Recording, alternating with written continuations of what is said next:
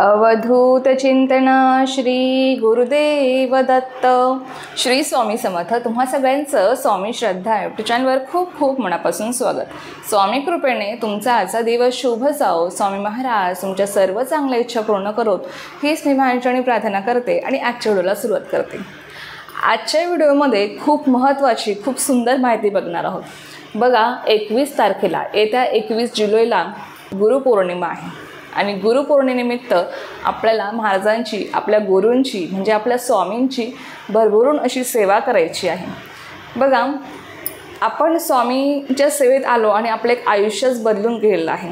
आता जे स्वामी भक्त रोज स्वामींची सेवा करतात, जे भरभरून अशी सेवा स्वामींची करतात, स्वामींचे अनुभव त्यांना आहेत, त्यांना या गोष्टीची जाणीव असेल की स्वामी सेवेला किती महत्त्व आहे आणि स्वामी सेवेत आपण आल्याने आपलं आयुष्य किती बदलून गेलं आहे.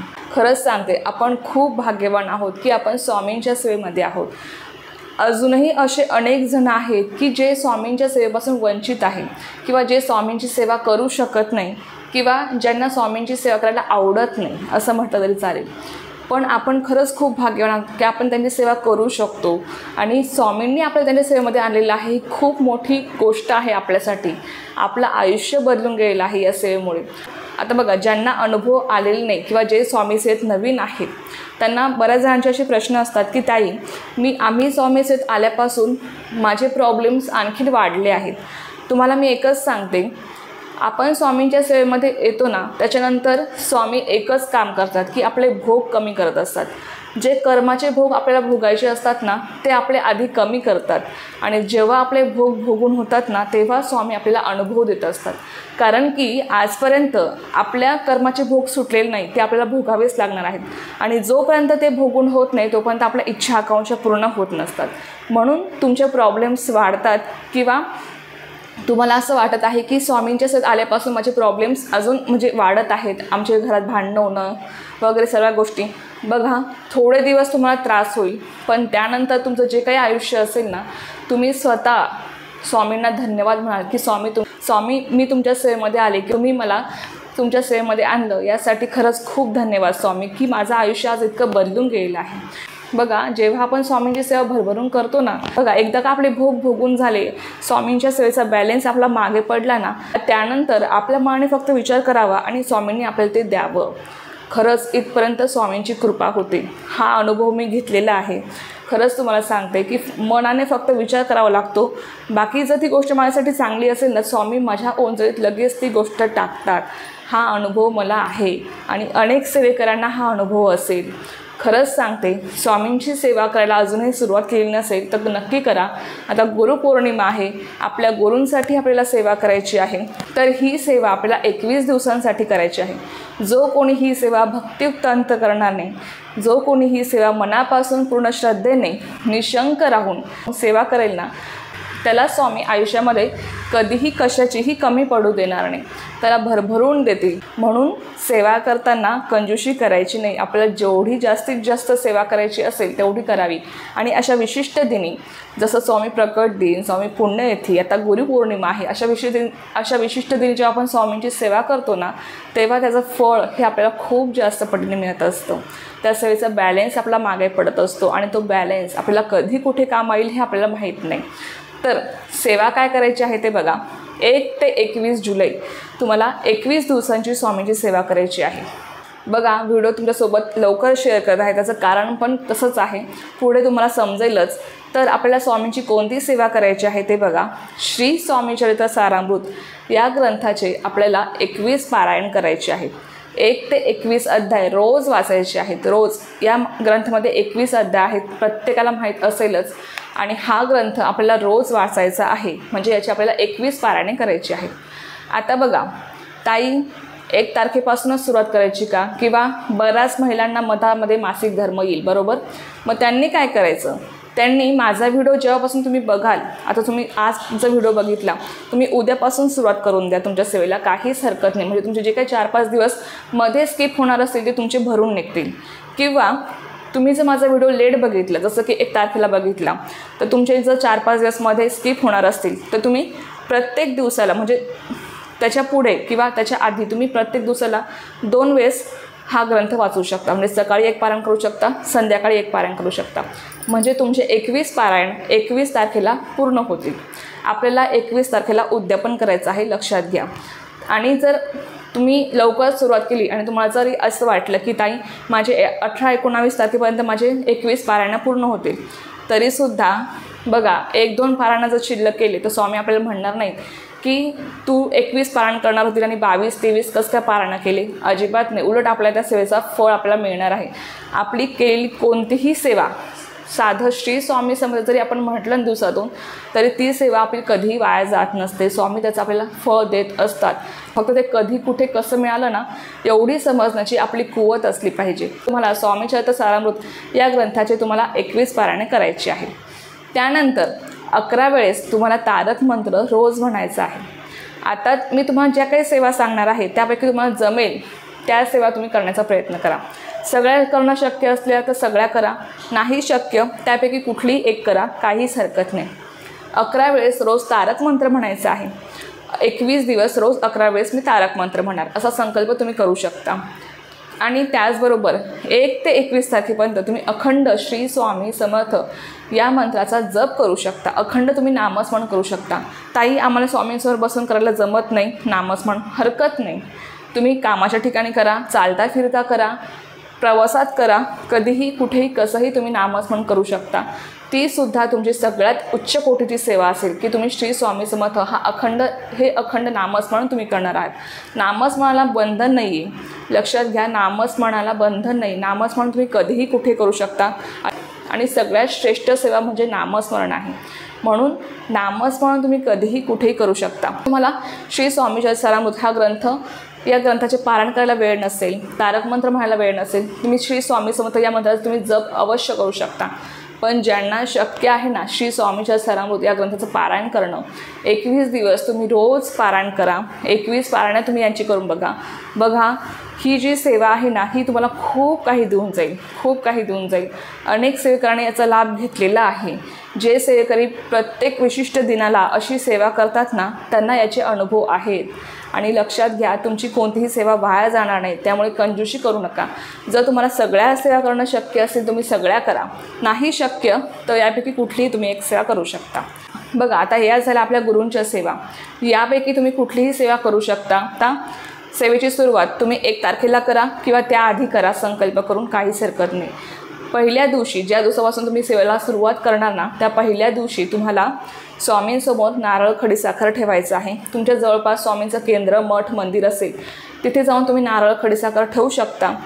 नसेल जवळपास केंद्र, मठ, मंदिर तर आपल्या घरातल्या स्वामींसमोर, आपल्या घरात स्वामींचा फोटो मूर्ती असेल, आपल्या देवघरासमोर तुम्ही खडीसाखर आणि नारळ तुम्ही ठेवू शकता. स्वामींना प्रार्थना करायची की स्वामी मी तुमची आजपासून ही सेवा सुरू करत आहे.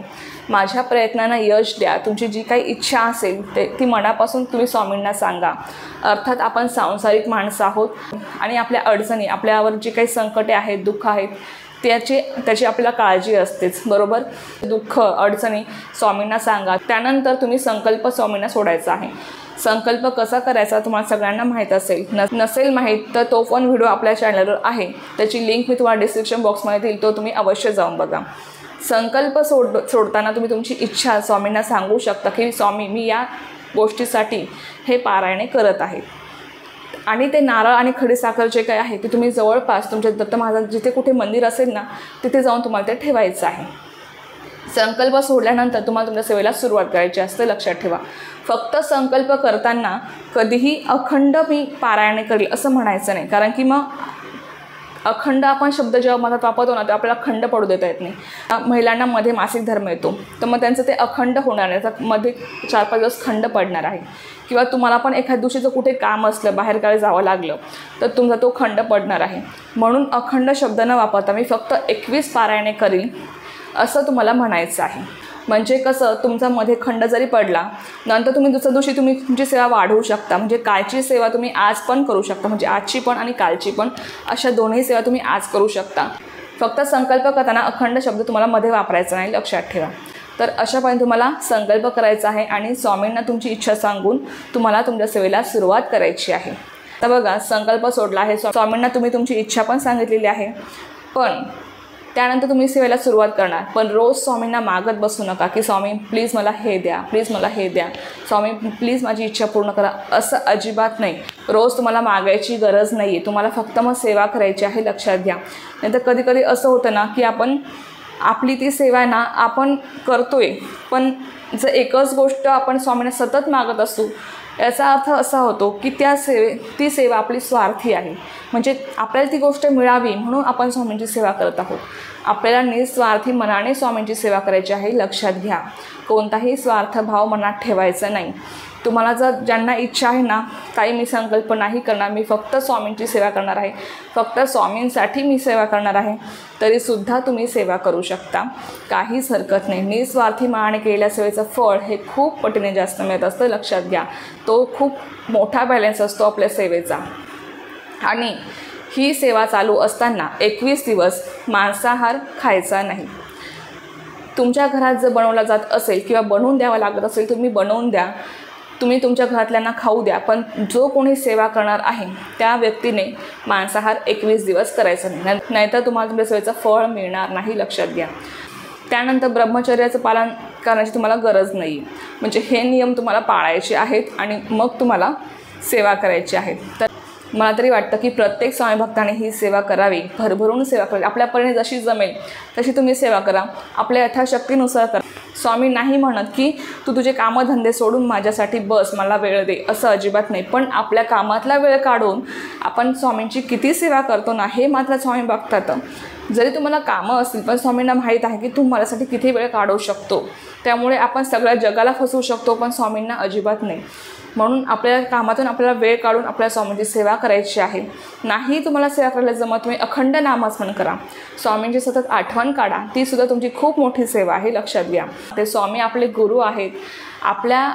आपण चुकलो तर आपल्याला वाट दाखवणारे स्वामी आहेत. आपल्याला काही करायचं आहे, निर्णय घ्यायचे आयुष्यामध्ये मोठे मोठे, तर आपल्याला वाट दाखवणारे स्वामी आहेत. म्हणजे प्रत्येक गोष्टीवर, प्रत्येक पावलोपावली आपल्याला स्वामींची गरज आहे. स्वामींनी आपल्याला मार्गदर्शन करण्याची आपल्याला गरज आहे. आपली वाट चुकू नये, आपले निर्णय योग्य ठरावेत किंवा घेतलेला निर्णय हा कधीही चुकीचा ठरू नये, यासाठी तुम्हाला स्वामींची सेवा करायची आहे. स्वामींशिवाय आपलं आयुष्य मात्र शून्य आहे, लक्षात घ्या.